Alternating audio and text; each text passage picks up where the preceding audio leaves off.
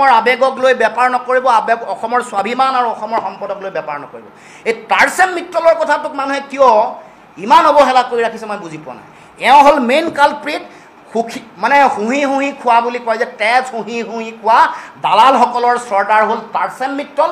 চৰ্দাৰৰ যিবোৰ এজেণ্ট সেইবোৰ হৈ গ'ল সিদ্ধাৰ্থ শৰ্মা, সিদ্ধাৰ্থ টুডি। এইবোৰ চাইকেল ঠেলি ফুৰা টাৰ্চেম মিত্তল আজি গৈ 40টা 45টা মানুহক মেনেজ কৰিব পৰা হ'ল। কাৰ আধাৰটো কি? জখলা কি? জখলাখনক যে শোষণ কৰি শেষ কৰি দিয়া হৈছে। আজি বৈ 100% কপিৰাইট পাব লাগে নে নালাগে? তুমি হৈ গ'লা, তুমি 500 কোটি টকাৰ মালিক হৈ গ'লা। এতিয়া 100% কপিৰাইট জানি শুনিয়ে যাৰ পৰা মোৰ জীৱন বনিলে, ইম'চনেল ডাইলগ দি লাভ নাই।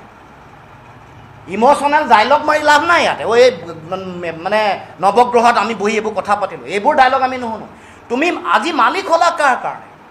ইমান কোটি টকা। আৰু এইবোৰ যে দালাল, এইবোৰ দালালৰ এজেণ্ট হয়। সিদ্ধাৰ্থ শৰ্মা, সিদ্ধাৰ্থ টুডি, এইবোৰ তেওঁৰে এজেণ্ট হয়। এই যে এইবোৰ যে পাতে কিবা এয়াৰ ৰেহমানৰ প্ৰগ্ৰেম, সিদ্ধাৰ্থ টুডি, এইবোৰ তেওঁৰে।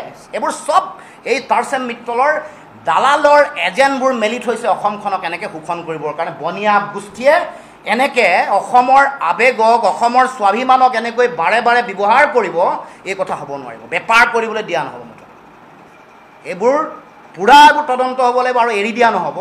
ভৱিষ্যতৰ দিনসমূহ, এতিয়া চৰকাৰে এৰি দিলেও ভৱিষ্যতৰ দিনসমূহত কিবা কাৰণে আমাৰ চৰকাৰ যদি আহে, এটা হাৰি নাযাব। যিমানবোৰ আছে এটা মানুহ এই অনৈতিকতাৰ বজাৰ সৃষ্টি কৰা, সাম্ৰাজ্য সৃষ্টি কৰা, এই শোষণ নিষ্পেষণ চলোৱা এটা মানুহকো এৰি দিয়া নহ'ব। পৰৱৰ্তী দিনসমূহত চৰকাৰ সলনি।